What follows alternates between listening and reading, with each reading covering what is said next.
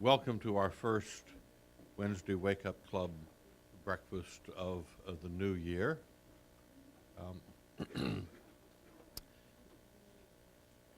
You know that the Mayan calendar and various other prophecies say that this is a year that we should be greatly worried about it, and I can assure you that at least I am worried about it. We do live in interesting times.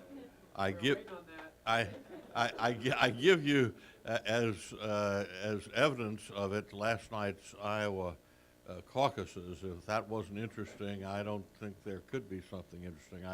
I confess that I stayed up until 96% of the vote was turned in. My wife said her prayers for Rick Santorum and went to bed about 2 hours before that. But it certainly is an interesting time. The record of the Institute last year was quite remarkable. We had trained 9,600 people in 2010, and we had a 22% enrollment increase in 2011. The numbers were 11,703 graduates of the Institute in 2011. Since 1979, the Institute has trained more than 103,308 people. You have before you our current school schedule for 2012. It's, I believe, on your tables there. Those are just the schools that we have currently scheduled. We will undoubtedly have more than twice as many schools as are now scheduled and before you. It is going to be a very busy year. I urge you to review the schedule and consider attending one of those schools or advising a friend to attend one or more of our programs. It's now my pleasure to introduce to you Oliver Darcy, who will offer an invocation and lead us in the Pledge of Allegiance. Oliver Darcy is a regional field coordinator here at the Institute. He works to establish and assist conservative student groups in Iowa, Minnesota, Nebraska, Missouri, Kansas, and North and South Dakota.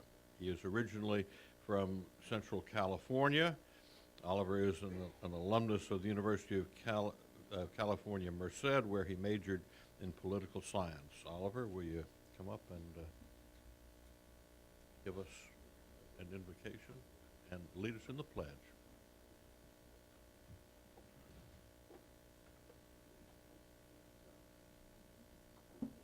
All right, let's bow our heads in prayer. Heavenly Father, thank you for bringing us together this wonderful Wednesday morning. It is always great to meet like-minded conservatives who are interested in restoring America to her founding principles. Today, America is at a crossroads. We face enormous challenges, both domestically and abroad. However, I am confident that with your guidance and blessing, we can overcome these obstacles and become stronger as a nation and a people. Looking into the new year, remind us to cherish both our friends and family, and also cherish our relationship with you. And also, let's keep in mind the troops overseas and domestic who are always fighting for our freedoms that we can enjoy today. In the name of your Son, Jesus Christ, amen.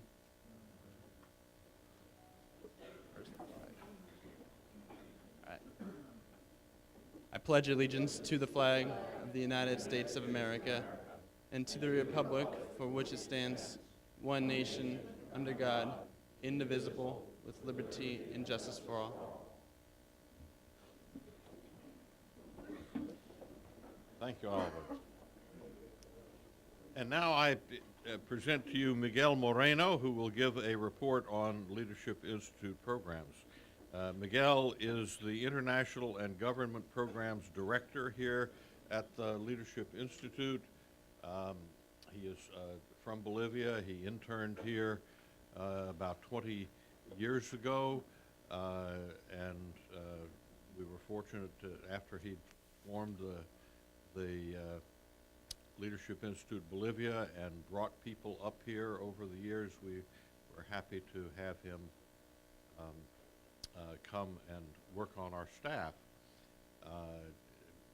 Prior to joining us, he was responsible for running large corporations in the spheres of education, banking, social insurance, housing, and health services.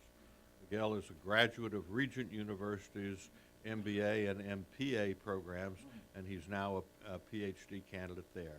Pleased to present to you Miguel Moreno.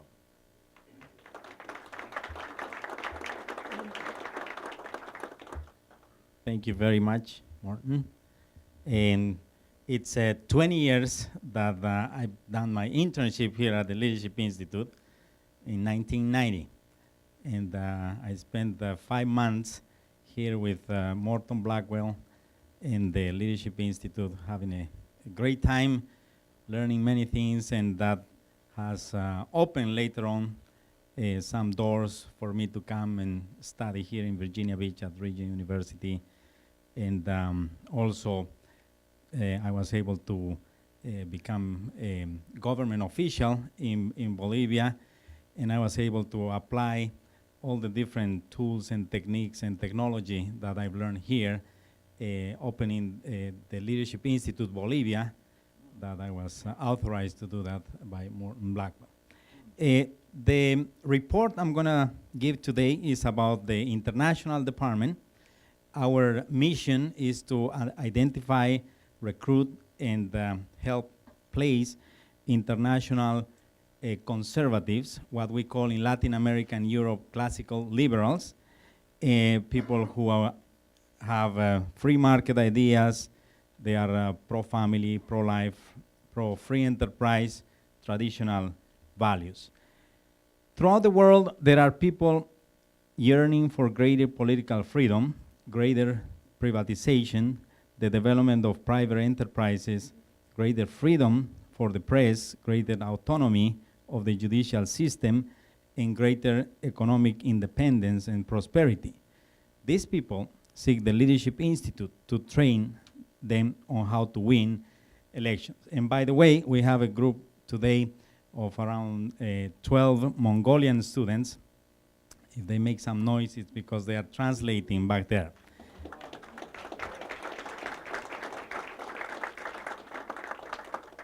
Since 2006, the international department has trained thousands of activists throughout the world, and the demand is higher and higher every year. We have more requests than time, practically, every year, and the number of international students trained are growing exponentially. Morton Blackwell, in one of his publications, he says that we need to reach out to people across the world who are conservative in the American sense of the word. He says we have to identify them and get and discover their potential and train them on leadership to make them successful leaders, and so they will organize powerful organizations and institutions in their countries.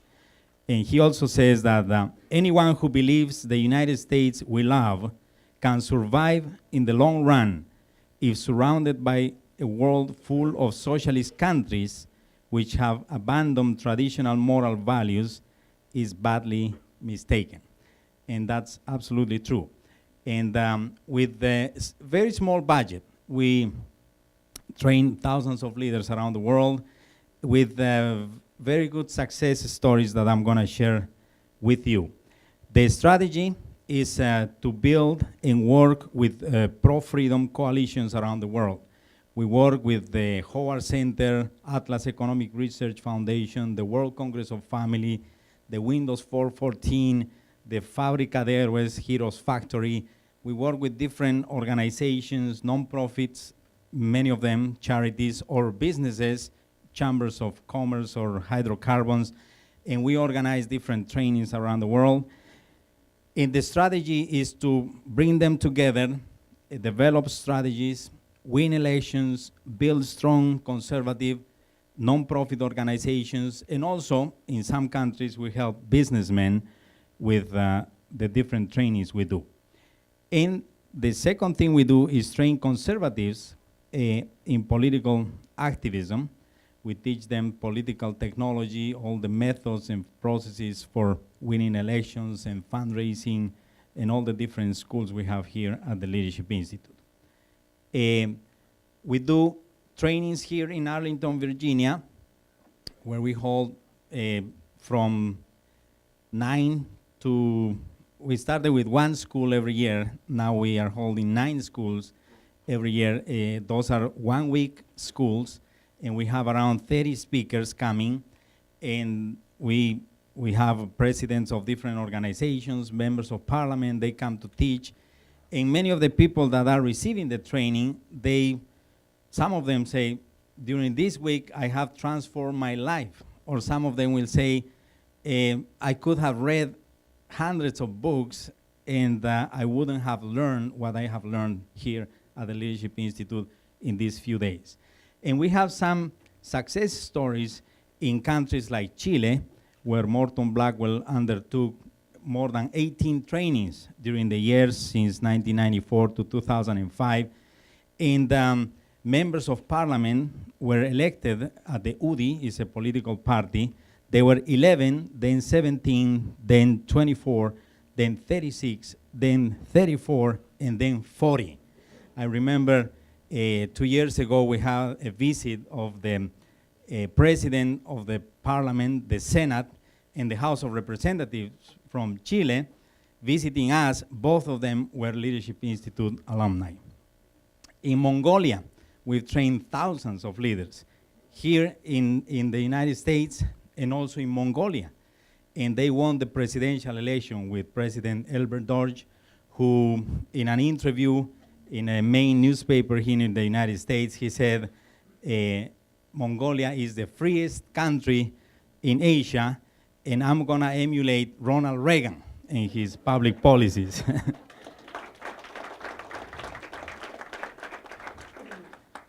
We have also many members of parliament from Poland, from Amos Makala, from Tanzania, or Gerardo Amarilla, who came here, a lawyer, a prominent lawyer, Christian lawyer, who came here to do training, and he went back to Uruguay, and a year later, he wrote a letter to us, and he said, I never thought that I was gonna be involved in politics, but you motivated me to participate. As Morton says, we owe to our philosophy the obligation to learn all this political technology and win elections. So he went back to Uruguay, and now he's a member of parliament, and we have his picture in the Wall of Fame. We have done also great training in Argentina with the organizers of important events with Mario Vargas Llosa, Jose Maria Aznar, the former president of Spain, with whom we had different meetings, Carlos Becerra in Brazil, a governor, or in Poland, we had a very important training with conservative, pro-family, pro-life groups, and out of that, we have now many government officials in Poland. We have trained leaders from 82 countries around the world. In Europe, in 11 countries in Europe, 4 Asian countries, 3 African countries, and 14 Latin American countries. And for the most part, and with few exceptions, our trainings abroad are funded by people in the host countries. Our general policy is that they pay for our travel, food, and lodging expenses. And also, we use some of the income we receive from the trainings we do here in the United States to undertake international trainings abroad. And The people we train are political activists, they are candidates, they are also businessmen, and they are successfully reaching important places in government today or becoming good businessmen and moving their economies in their countries. And we went from one school organized here at the Leadership Institute to 56 schools during the year in the United States and around the world. And we have many good reports from students saying that we have excellent speakers, good venues, good meals. We provide the meals, the materials, the trainings, the books. We give them a tour here in Washington. We take them to the Capitol. Or in England, we organize every year the International School of Fundraising, where we bring from 80 to 100 leaders from 26 countries around the world, and they are always happy to learn and also implementing all these techniques and technology. We hear reports saying, for example, Ignacio Arzuaga from Hazte Oír and Déjame Vivir in Spain, he called me last year, like 3 months ago, and he said, we implemented all the things we have learned in England, and we have collected our first $1 million. An organization that brings together, and they organized last year a demonstration of more than 2 million Spanish pro-life and pro-family.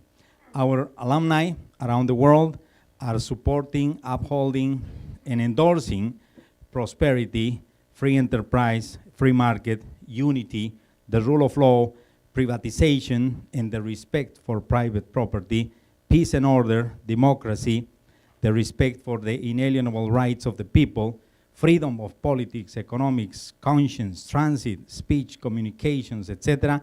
And these people are also protecting and upholding the life and the families, and also upholding traditional conservative Christian values. Thank you.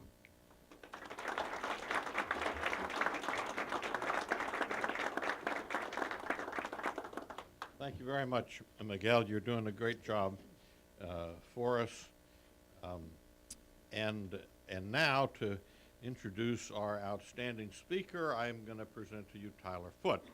Tyler is Director of Political and New Media Training here at the Institute.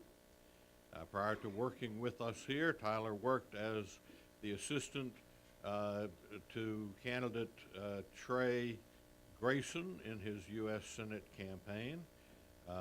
Tyler has worked for several other congressional campaigns. Originally from Louisville, Kentucky, Tyler is an alumnus of Centre College, where he earned degrees in political science and history, and was a member of the Centre College swim and dive team. This is not a good day for swimming and diving around here, but it's a good day for Tyler Foote. Tyler?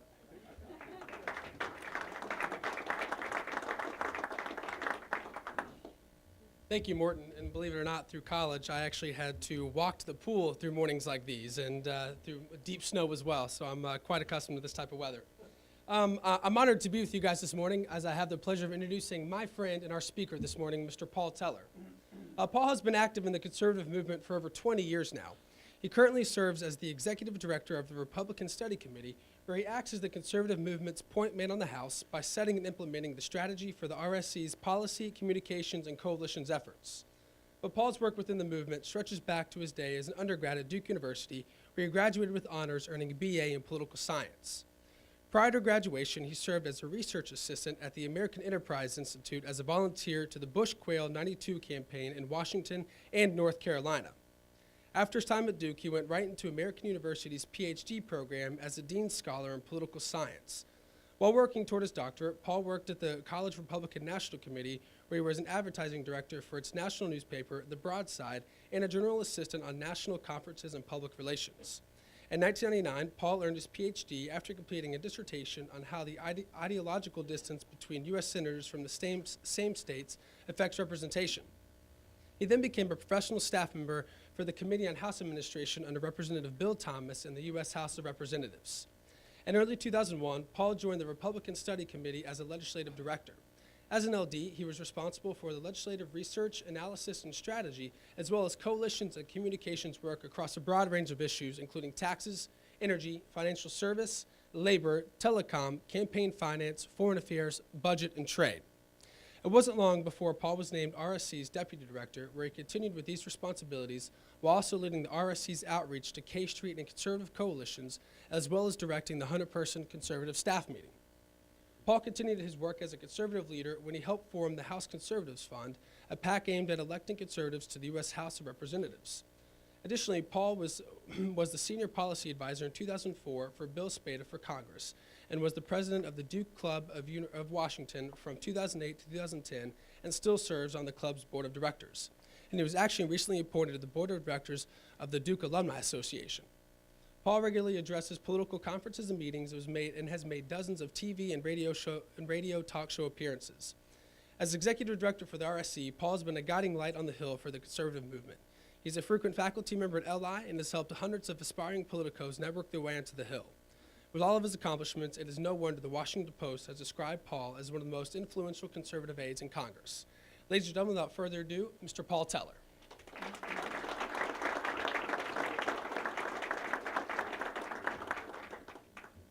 Thank you very, very much. Appreciate it. You know, I turned 40 last year. The problem with getting older is these introductions get longer and more painful to listen to. But no, thank you, Tyler. Thank you, Morton, Helen. Fantastic to be here. I'm a strong ally of the Leadership Institute, always will be. I think it goes back to, as Tyler was mentioning, my Duke days. I was a proud classroom agitator.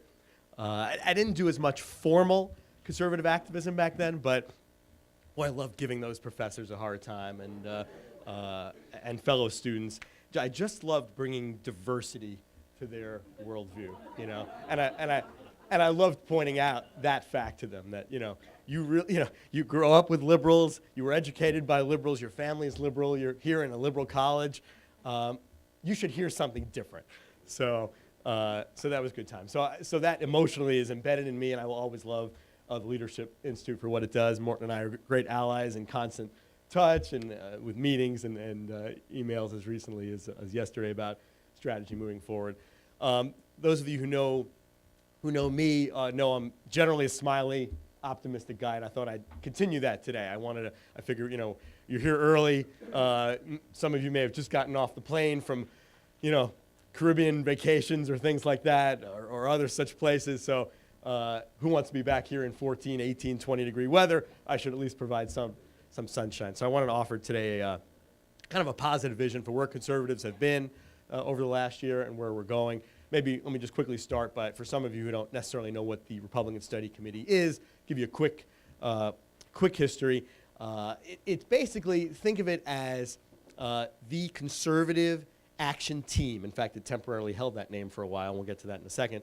But the conservative action team on the House side of Capitol Hill. So basically, if it's conservative, and by conservative, we're talking about all three legs: national security conservative, economic conservative, social conservative.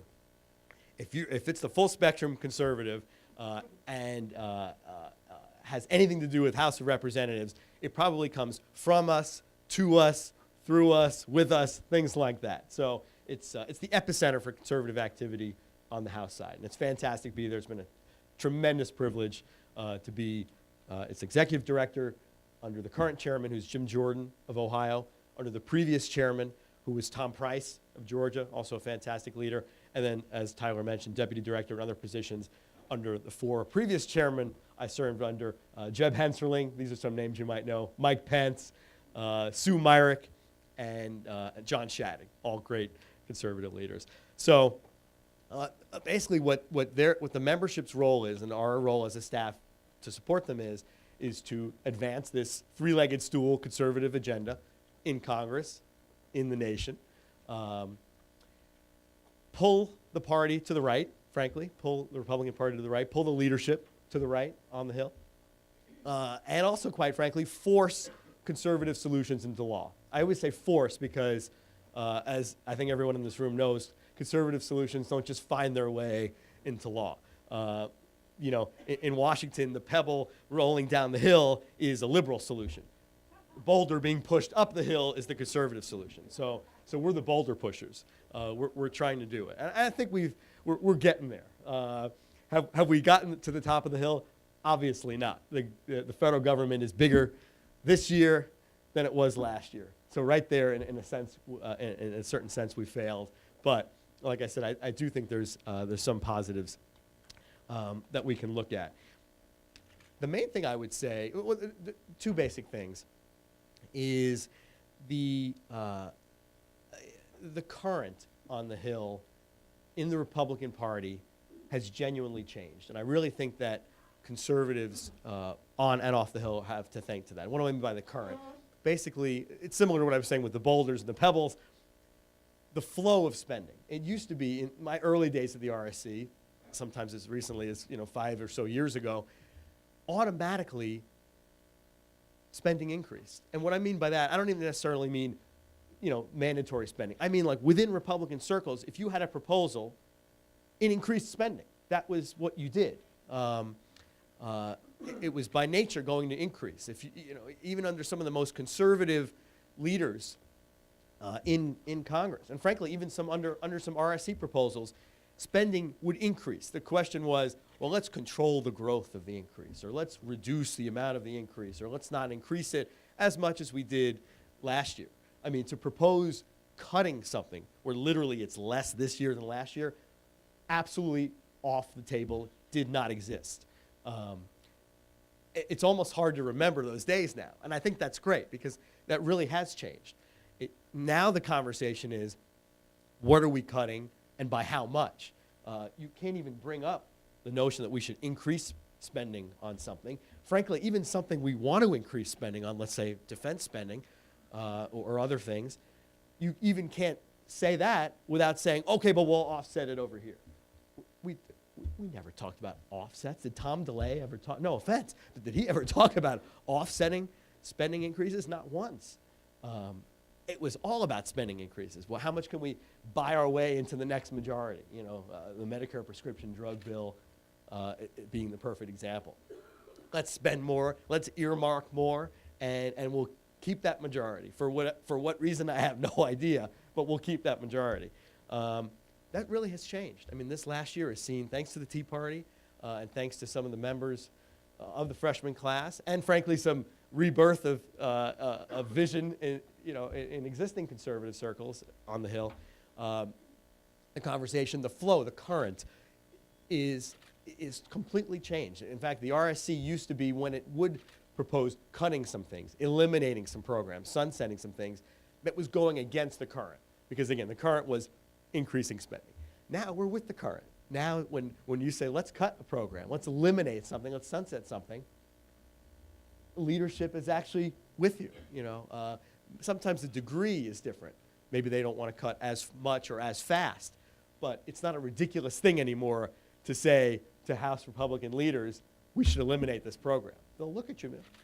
Sounds good. Okay, let's work on it. So that's a huge change, and I think the work of members of the RSC over the years in constantly putting out legislative ideas and suggestions and solutions that would cut government, not just control the growth, but actually just rip programs out from their roots, it's finally taking hold. In fact, hopefully I'm not speaking out of school, but our friends in Leader Cantor's office, they came up with that U-Cut initiative, where every week on the House floor we were voting to cut a program as voted on by American people. They admitted to us that they got the idea from us years before we had created our Sunset Caucus, where we were introducing bills to sunset programs and initiatives and things like that. That initiative was created out of frustration, frankly. And all these conservatives saying, we have to cut government. We have to reduce waste and eliminate this, eliminate that. But then you go on go online, and none of them had bills to do any of this. So it's like, well, how do you expect to eliminate something when you're not proposing bills? So we said, let's create a caucus, an initiative, a subset within the RSC that will propose actual bills introduced with HR numbers to eliminate programs. And that continues to this day. We've actually created a sister task force to it. We call it the Repeal Task Force. That's aimed at introducing bills that will repeal entire laws, not just programs, not just regulations, although we do that as well, but literally just say public law XYZ repealed. For the same reason, that if we really believe in it, yet we don't have the legislation to do it, it's not going to happen. And we want to be able to have folks be able to point to things saying, I'm for this bill, I put my name on this bill. If you're an outside activist group, I support this bill. And we in the RSC have always thought that's an important thing to do. So what we've done is try to always propose what we call positive solutions. Tom Price of Georgia was the creator of that phrase, and we keep using it. The RSC likes to put out positive solutions to America's problems. American solutions, if you will. It's not okay to just put out talking points, in our view. Let's introduce legislation. So a few examples of things we did last year real quick. One was, right off the bat, we introduced something called the Spending Reduction Act. And I think it's H.R. 408. I'm doing that from memory. Don't kill me if I'm wrong there. But basically, it was a year ago this month. We just said, right out of the gate, we're going to introduce a composite bill of lots and lots and lots of things we can cut, adding up to trillions of dollars over 10 years. I invite you to take a look at it. Many outside groups supported it. Individual citizens supported it. Again, for the same reason was we can't just keep saying we want to cut government and then not introduce bills that cut government. It also helps to have a menu of items that members can kind of choose from. They can look, even if they don't like the whole bill, they could say, well, I like sections 1 through 6, and I'll tout those back home, that kind of thing. And if someone sticks a microphone in their face and says, what do you really propose to cut? Well, I'm a supporter of this bill, and it would cut A, B, C, D, things along those lines. So that was something we were proud of. We also were proud of, right out of the gate, there was a House Rules Committee, well, not House Rules Committee, a House Rules fight. At the beginning of every Congress, each body sets its rules. The House has to really do that every 2 years because it's not a continuing body like the Senate. The House literally technically unforms every 2 years and reforms at the start of every 2 years. So you have to come up with rules. We came up with this fight that we thought would be winnable. We unfortunately didn't win, but we tried to change House rules to prevent spending reductions in one appropriations bill from being repurposed and spent elsewhere in other appropriations bills. Like I said, we had a lot of great allies, including Paul Ryan, for that fight. We wound up not winning it, but it was a great way right out of the gate to say, for conservative members, that if we're going to cut spending, we're going to preserve those cuts. We're not just going to cut here and then increase over here and still only talk about the cut over here. Another effort a little bit later in the year, and this really unified the House Republican Conference, was when RSC stood up and said, we got to stick to our pledge to America, where we said we need $100 billion in cuts this year from the appropriations process compared to last year. If you remember, some in Congress were starting to fudge on that. Well, we didn't really need $100 billion. This year, we're kind of deep into the year already, so we can't cut $100 billion. That's too much. We said, no, the American people don't see it that way. Just because Congress delayed getting its act together doesn't mean we should cut any less, things along those lines. Eventually, the whole House conference, the House Republican Conference, agreed and came out with, at the time, the CR. This was, I guess, April of 2011, that did cut $100 billion compared to the previous year. Now, we were asking for $100 billion in non-defense cuts. It wound up being $100 billion across the board, including some defense. But okay, you take what you can get. There was the $100 billion number, and that was at least some mild success. As you know, that did get whittled down. Unfortunately, the actual number wound up being $26 billion in cuts. But like I said, one of our main missions is to pull leadership to the right, pull the party to the right. So when you're pulling something, in a tug of war, you're not always going to get everybody over to your side and everyone falling into the mud pit. Sometimes you're just going to get some pulling and some movement in that direction. So if we pulled to $26 billion where it may have been $0 billion, okay, we'll take it. That's a little bit of a savings for the taxpayer. We also introduced, as we do every year at the RSC, an RSC budget, which is always to the right of everything else. It's more robust, balances faster, cuts more spending, cuts more types of spending, reforms more types of spending, not just kind of the easy low-hanging fruit. We would do things on Medicare, welfare, Medicaid, not just the quote-unquote easy stuff, the discretionary programs or earmarks that get in the news and everyone knows about, but would only save a very, very, very, very small fraction of money. So that's something that has had an impact throughout the year because it laid that right marker of budgeting and spending, would cut trillions of dollars over 10 years, and we would argue helped push the House conference budget to the right, Paul Ryan budget. He told that to my face, that our budget influenced his budget to move to the right. That's a good thing. Unfortunately, as you know, we didn't really stick to our budget in the end, as of the megabus appropriations bill passed just a couple weeks ago. But again, the battleship is turning, if you will. Maybe the better analogy is the Titanic that was headed straight for the iceberg right now is maybe slightly, turning from the iceberg. We're still going to sweep the side of the iceberg. Those of you who saw the movie know what I'm talking about. So we're still going to sink. So there's more work to be done. But we're turning, right? I mean, you can picture the movie. Oh, it's turning so slow. You're like, go, turn it. But and we think we can get there as conservatives, but there's more to do. Real quick, some of the other successes of last year, and hopefully this one you guys have heard of, the Cut, Cap, and Balance initiative. That was, we think, one of our most proud successes, and I'm putting successes in quotes because, okay, in the end, it didn't get implemented. Obviously, we had the Budget Control Act and things like the super committee and the automatic debt increases that the president's allowed to get that we're now seeing, right? He's going to request it in a week or so, and we have to disapprove it. Otherwise, it goes automatically into effect. So in a way, Cut, Cap, and Balance wasn't truly successful. The reason we still call it a success was because it really did truly change the debate. It changed the course of what folks were debating about. It also revitalized the balanced budget amendment, which I think for a lot of Americans was something that they were very happy to see. And this is going to sound silly, but it gave conservatives a slogan.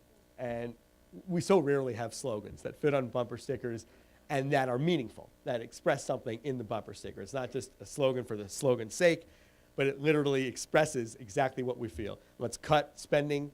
In other words, in exchange for a debt ceiling increase, let's cut spending immediately. Let's put caps on spending going forward, so keep the lid on things, and let's enact a balanced budget amendment, or at least just send it out to the states where we know if we can get it to the states, it's going to get added to the Constitution. We could work that, led by a lot of people in this room. So that was a very energizing moment for conservatives, and they, I think to this day, still take that energy and feel like we can use that to galvanize America again next year over some big fight, which maybe we don't even necessarily know what that is, but that's a model for us. And lately we've introduced what's called the Jobs Through Growth Act. A lot of folks have said, you guys always talk about spending cuts and creating jobs, but you don't often enough talk about why. Why do you want to do that? So we said, good point, fair point. So we'll put that in the title of this bill, Jobs Through Growth, economic growth. So we're much more likely now to talk about economic growth. And so this bill is a composite bill that we believe would create jobs, not through government handouts, not through wishful thinking, but through spurring economic growth in America. Three main ways: tax reform, I won't get into the details, but it's H.R. 3400. Robust tax reform, energy, producing more American energy and getting the regulatory hamstrings off of America's energy producers, and then just overall regulatory reform, cutting the red tape in general. So we're promoting that as an initiative that, while it was introduced last year, we're definitely carrying it into this year because we think it's big enough that we can keep promoting it, and we would love your support. So take a look at that. The RC has always been on the forefront of pushing these bold ideas because our belief is you got to start somewhere. Bold ideas don't just kind of pop up. Even something like Obamacare, as we all know, took years and years of leftists pushing it. And we feel that big, bold ideas, especially when they go against the current of how Washington works, are going to take a lot of time and a lot of pushing, and that's what we intend to do, and we don't want to stop next year. We'll continue, speaking of Obamacare, our push for full repeal, not partial repeal, rip the thing out from the roots. That was something we led on in 2010, and the vote early in 2011, I would argue that RSC was responsible for a lot of that, in the sense that it was just a straight repeal vote, not on pieces of it, not on keeping the kind of sort of feely good parts of it that some people seem to like, rip the whole thing out. You know, if there's happens to be any tiny little part of Obamacare that's sort of okay, fine, then we'll reintroduce that in some later bill after we repeal the whole thing. You know, if some bird, when you're eating out at a restaurant, some bird craps on your plate, you don't pick out which parts didn't get the stuff on it, you know, right? You take the whole plate. You take the whole plate. I'm sure this is going to get me in trouble, but you take the whole plate and you dump it, and you reorder your peas later or something like that. So, point being, rip the whole thing out from its roots, and we're going to keep pushing. I know I'm getting in trouble for that. We're going to keep pushing. We're going to keep pushing full repeal over Obamacare next year. But you know, there are some in conservative circles, not so much, but in Republican circles generally, who say, you know, next year we just kind of got to get to the election. You know, the real stuff comes after we can get Obama out of office, or we take the Senate, you know, or expand our majority in the House. And our RSC members really just don't feel that way. You can't just give up a year, number one. Number two, again, because some of these ideas are new or innovative or against the grain, you have to start pushing them, get them out there. So our feeling is we're going to continue into next year pushing big, bold solutions like we always have. One we hope to come out of the gate early with is block granting Medicaid to the states. It's not terribly new in the sense that, you know, this has been proposed before, but we actually will develop a real bill, like we said before, not just a talking point, not a couple of highlights, not just a press release, an actual bill that would do it and put it out there and say, you want to save money, you want to promote state-level innovation, you want to help people get off the government dole, here's a bill that you could actually support, and let's talk about that.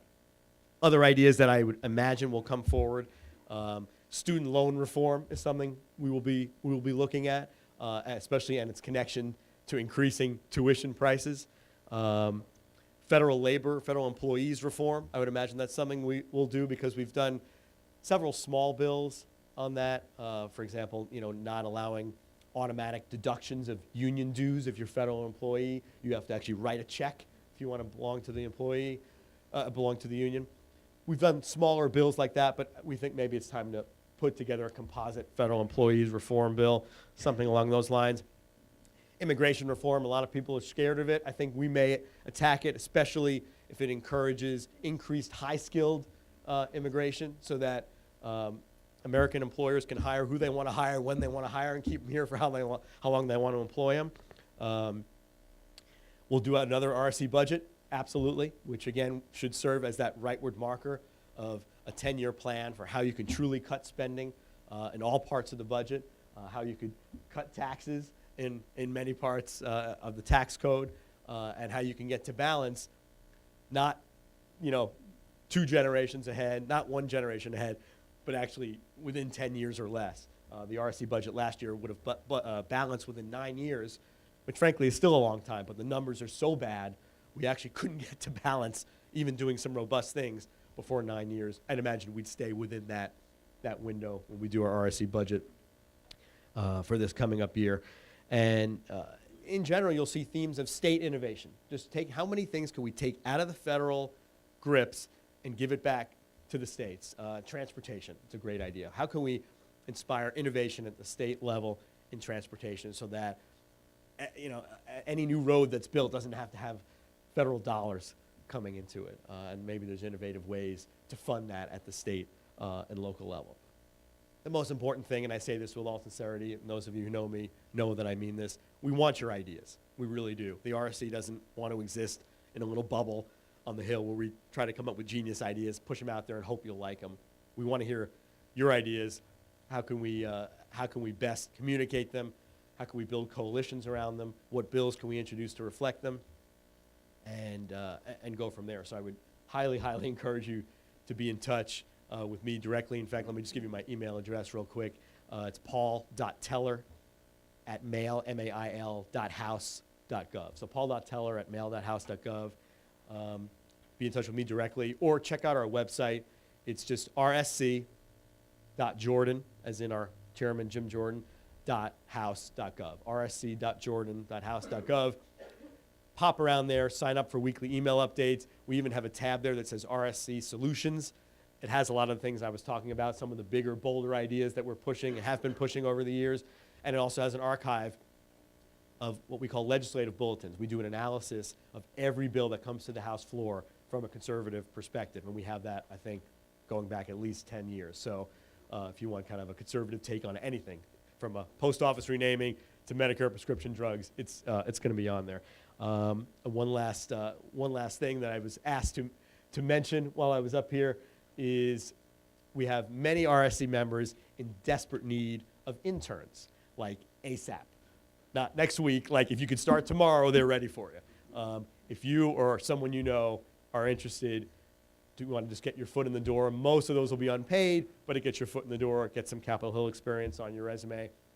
Let me know, and we'll get that to the offices who have literally begged us for free help for interns as soon as possible. With that, should we go to Q&A? Is that how you work it? Or okay. Thank you very much. Appreciate it.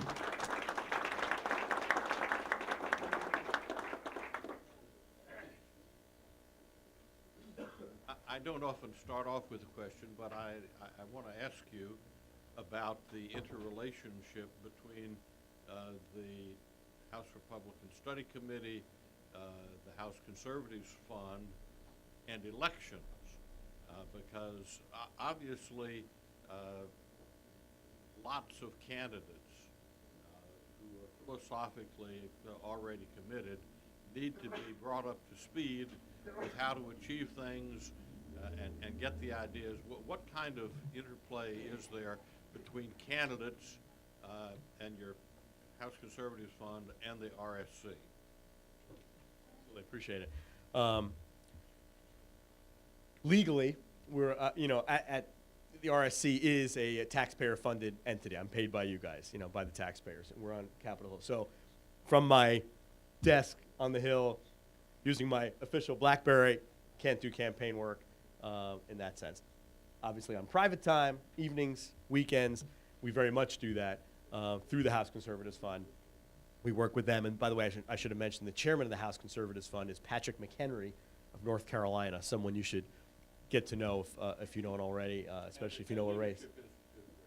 Exactly. Leadership. I think his photo's on the wall out there, if I'm not mistaken, as is Jim Jordan's out there.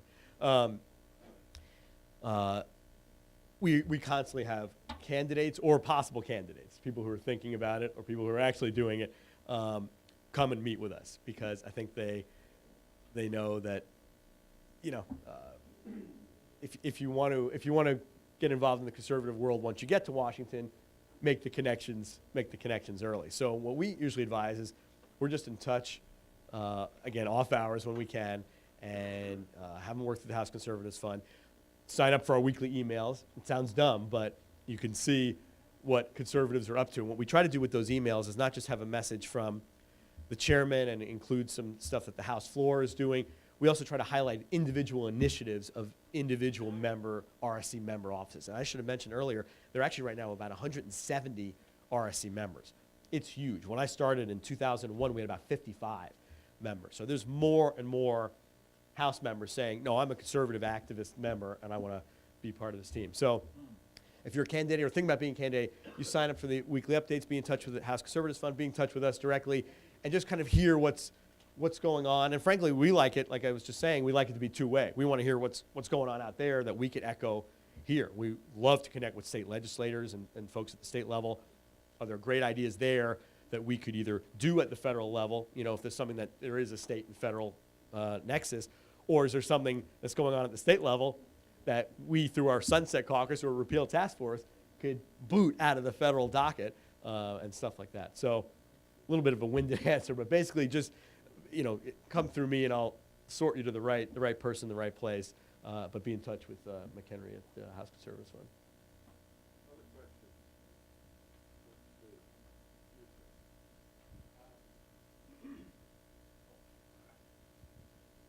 You repeatedly, excuse me, you repeatedly said that you're a conservative, and you talked all the time about cutting spending, but you made an exception for defense. Now, last week, the president signed the new defense bill, $662 billion. It's for 1 year. Now, that's more than the defense budgets of all the other countries in the world. We have 172 or 192, I forget the exact number, military bases or other establishments all around the world outside of this country.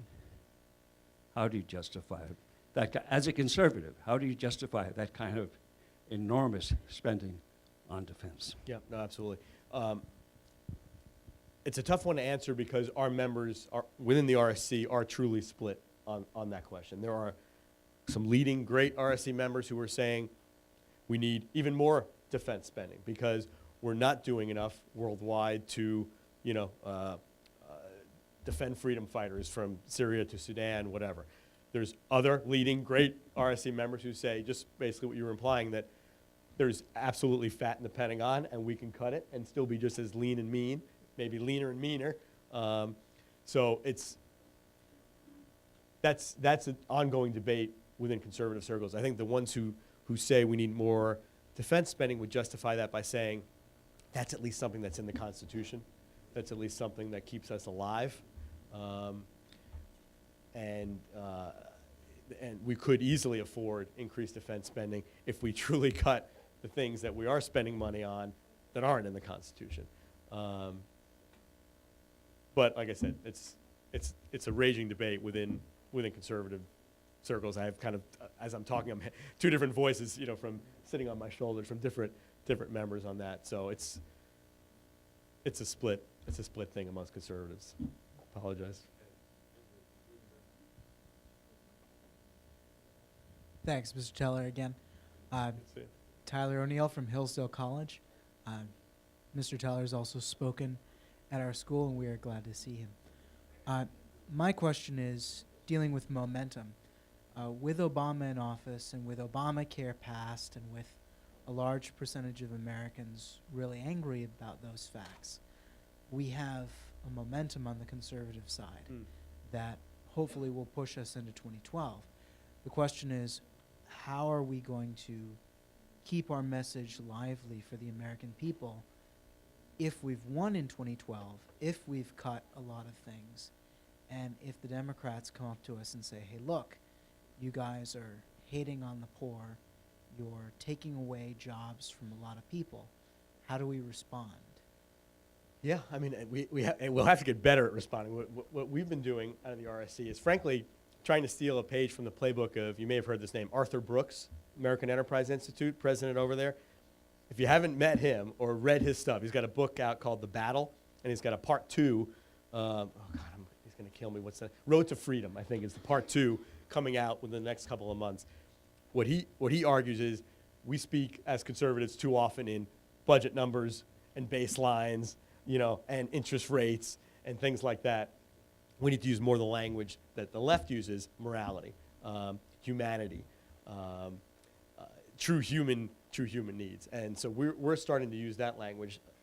In other words, it is immoral to spend this way.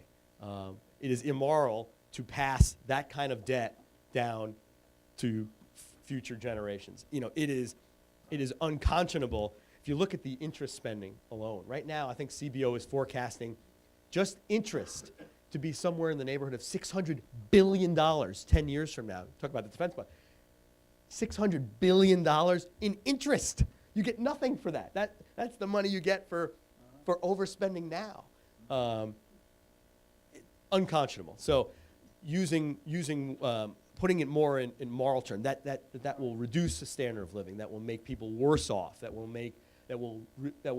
harm them, that will your well-being is hurt by the policies of the left, the overspending, the extra constitutional reach, all of that stuff. So we're not great at it yet. We're getting there. I'm even stumbling right now, but we're hoping to get better in using those languages, that language and those terms, because it's true. It's not. We don't have to fake it. I mean, we all believe that. We all agree that it's a moral problem and it's about well-being and well-being of human beings.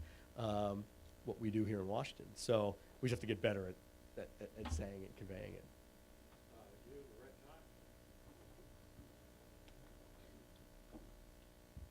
Hi, I'm Mike Hines. What is the RSC position on the upcoming issue of the payroll tax holiday, and how philosophically that ties in with the fact that what we call payroll taxes are really the Federal Insurance Contributions Act, a self-funding mechanism that everybody pays with from their salary? I see a real problem, a conflict in Republican views coming up. Yeah. I just wondered where you are on that. No, I appreciate it. Thanks for bringing that up. I should have mentioned that in the initial remarks. First, I should say, RSC members were thrilled. We were talking about this before. We're thrilled with leadership, House leadership, for standing firm with the House passed bill, because there were some great conservative reforms in there, especially regarding unemployment insurance. Wasn't the be-all and no, wasn't the conservative dream bill, but okay, it had some conservative reforms in it. Did not have a lot of garbage that the Democrats had wanted. Great, we passed it, and they stuck to it. Again, as you know, what happened with the back off for now and the 2-month kick down the road. Conservatives not as happy with that, obviously. But in terms of revisiting that in February, next month now, it is time to talk about it. Conservatives are split on that as well, but I would say more lean towards saying an income tax cut is an income tax cut, regardless of where you take it from. In other words, if it's payroll tax cut or just your marginal income tax cut, gives, as our chairman Jim Jordan says, families get to keep more money. I'm happy. So many conservatives also like the fact that it's kind of what's the Wizard of Oz analogy? Pulling the curtain back on this notion that Social Security is somehow funded by a dedicated trust fund. And everyone has a little account with their number on it, and I paid into the system. I'm getting my money back. It's starting to, the curtain's coming back on that from this debate, because people will say, well, if we cut the payroll tax, we'll underfund Social Security.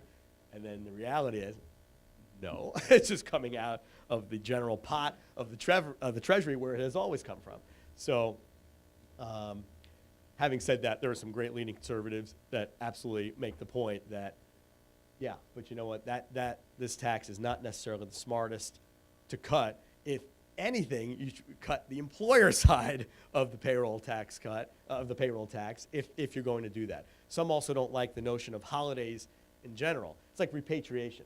A lot of people are pushing for repatriation, allowing a temporary lower tax rate for American corporations to bring overseas earnings and income and assets back to the United States.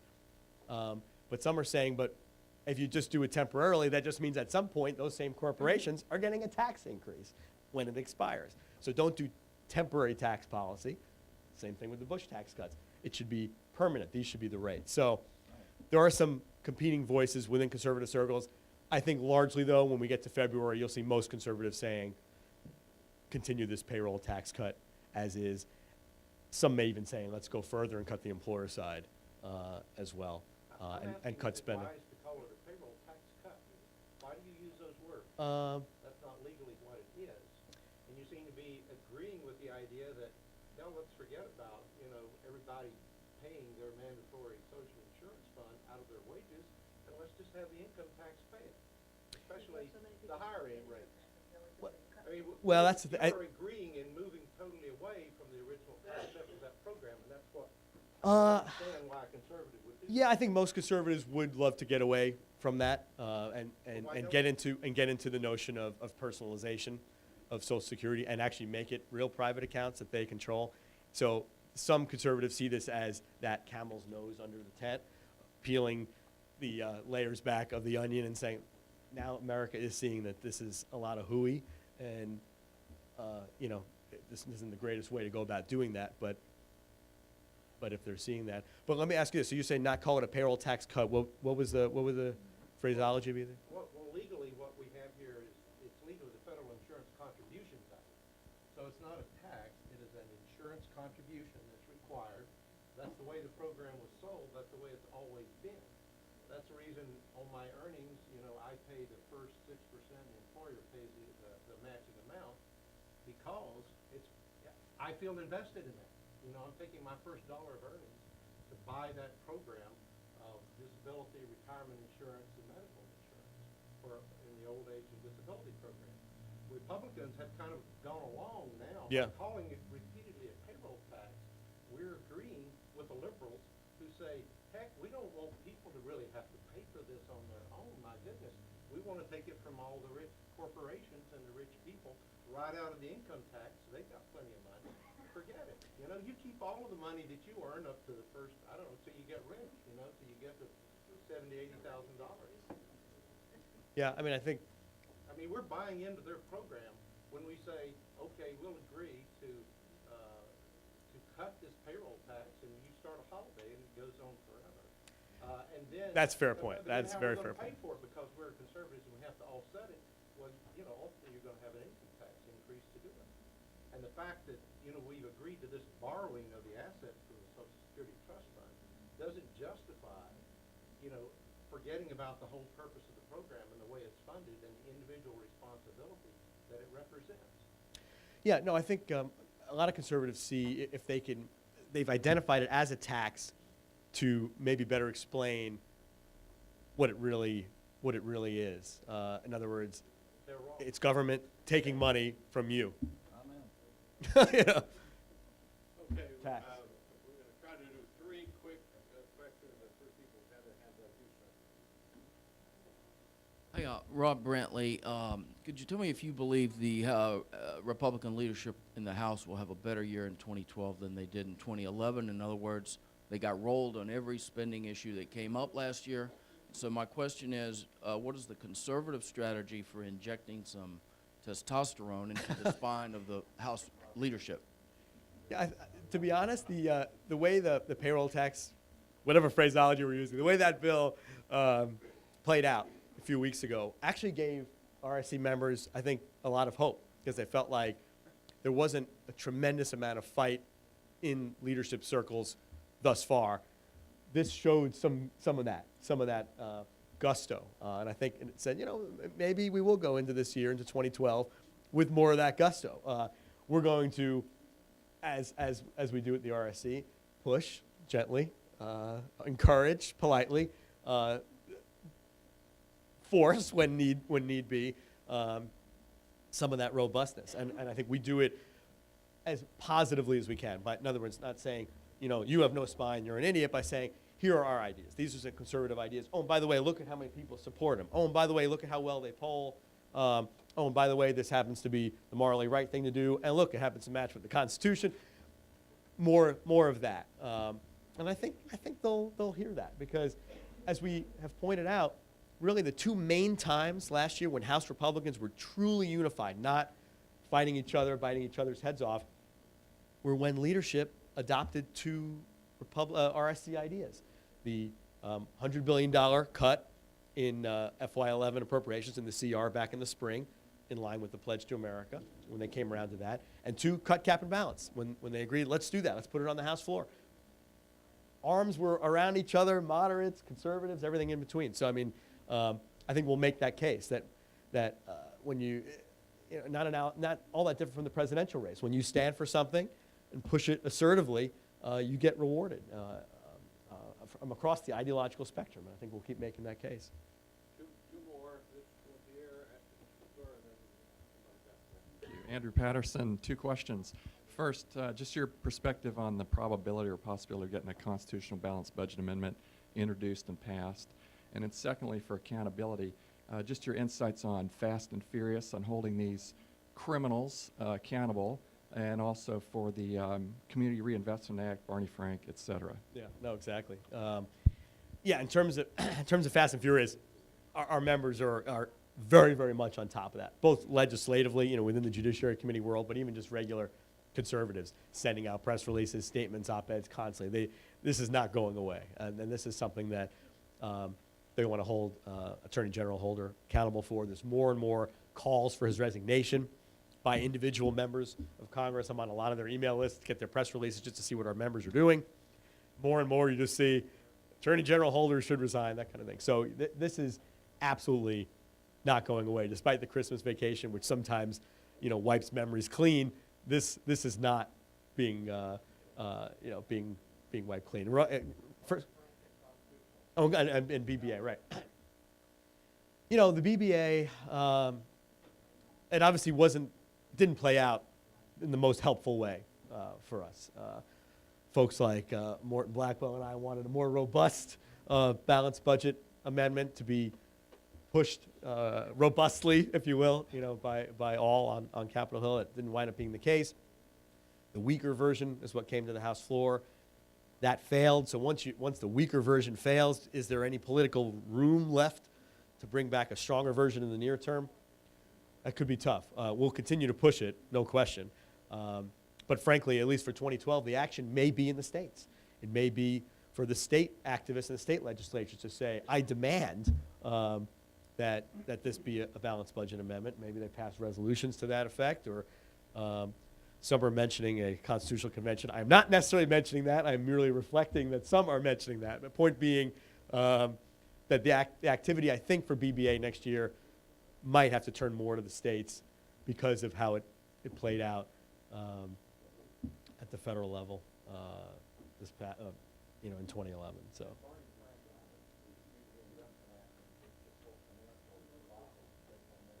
Yeah, no, exactly. That's gotten a little less play recently.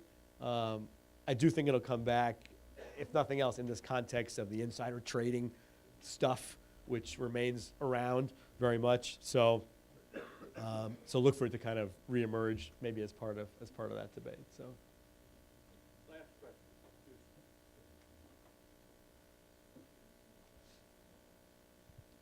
Thank you. My name is Roland Smith. And my question for you has to do with looking forward and how do we find hope and what we might be able to do in the future that actually might affect a positive change in a conservative direction. And I would cite two incidences that have happened, and there's lots, but two that have stood out in my mind. One was dealing with the debt ceiling and how Republicans basically caved when they held all the cards. They basically folded and let the liberals have what they want. We also have seen an increase in the total spending in the budget of about a third in recent years. That's a dramatic increase. And there's really no good justification. It's way beyond CPI indexing, anything you could talk about in terms of inflation. And most recently, the issue that this gentleman brought up concerning, actually it's a redistribution of wealth scheme, is to take the Social Security contribution, which I agree with his position. It's not a tax. This is part of a contribution plan. Take that contribution and shove it off onto people who are investing in homes, because that money is going to be funded for 10 years, as I understand it, if I understand it correctly, by taxes that are added to mortgages.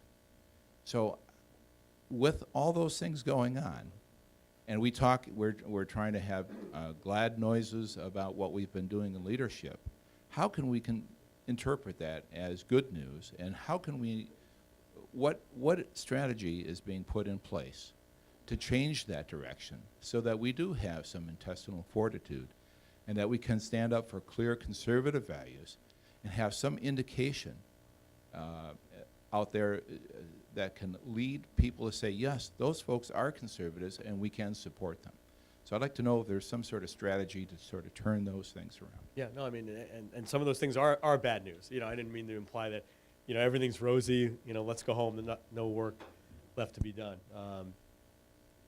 It's just, I think my initial point was to show that, like I said, the ship is not straight for the iceberg. Maybe we're slightly just going to swipe the iceberg. So the strategy for continuing to turn the ship so that we don't touch the iceberg is about the internal, external. The internal is what we were just talking about, you know, putting out positive solutions, saying what we're for, that kind of thing. But frankly, the external is you guys and activists out there. We are so bolstered by support of outside groups. I mean, when we create an initiative, we don't launch it without making sure we have friends on the outside who have contributed to it, who will support it, think it's a good idea. So frankly, what I would say is to increase the, to use your phrase, the intestinal fortitude, just keep doing what you're doing as activists. Be loud, because we need to reward leaders, whether it's actual leaders, you know, Boehner Canner, or just, you know, some individual freshman who happens to be taking the reins of a certain key issue and running with it. We need to reward them for being bold, going against the grain, and standing firm. Because I think my impression is that some in Washington feel there's no reward for standing firm. Like you mentioned, the debt ceiling debate. Back then, our chairman was saying this is our best point of leverage conservatives have ever had. I mean, you know, Obama wants something, he'll get the blame if he doesn't get it. Therefore, he's got to give us something big. But I think some in Washington, some of our leaders thought, no, we would get punished if we stood firm. I just don't think that's right. So we need to keep conveying to us, convey to leadership and others that not only is that not correct, but we will reward you or shower you with reward, support, praise, if you do stand firm and keep it up. And we've made that case internally too, is that folks want to support folks on the outside want to support folks on the inside who are standing firm, standing their ground.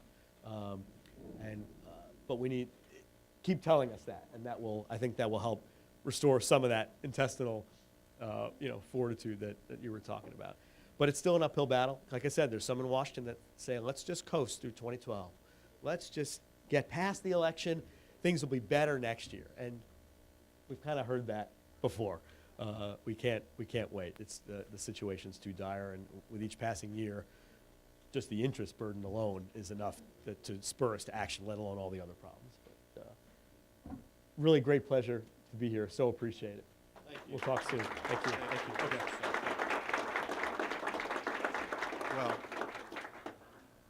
Paul, I sense that there is some frustration that you're coming up with great ideas, and it appears they're going nowhere. Well, I've been around here long enough to remember what happened during the Jimmy Carter administration. The left controlled all the branches of the government, and a groundwork was being built at that time of ideas and programs and candidacies that made an enormous difference. When Reagan won election in 1980, he gave to all of his cabinet members a copy of a more than 1,000-page book that Heritage Foundation put out called Mandate for Leadership. And Reagan said, you know, this is the blueprint for changes that need to be made. Had it not been for people thinking out alternatives to the awful policies of the past, the achievements of the Reagan administration would have been much less. So don't get discouraged that the things that you're generating don't get all the way through the process. A number of them have gotten through the House of Representatives, and a lot of constructive bills are dying for lack of action in the U.S. Senate. But these ideas that you're generating with great skill and in considerable volume, there's an awful lot of work being done by your organization, and I thank you as a token of our appreciation for your coming here. Let me present you with an Adam Smith tie. Excellent. One Thank of you very much. one of the solid conservative Adam Smith ties. Thank you so much, Paul. Excellent. No, really appreciate it. Thank you. Any of you who are interested in Adam Smith attire, neckties, scarves, cufflinks, check with Kathy Graham. She's on the 5th floor. She's my assistant, and she handles the Adam Smith attire sales for us. I invite you all to please join us on Wednesday, February 1st, for our next Wednesday Wake Up Club breakfast. And if there are any here who would like to make a tour of the whole Leadership Institute building, David Talbot will come up here. David? Yeah, I'm actually going to be doing it. You're going to be David. Trey will be David. All right. And he will give you a tour, Trey will. Thank you very much for coming.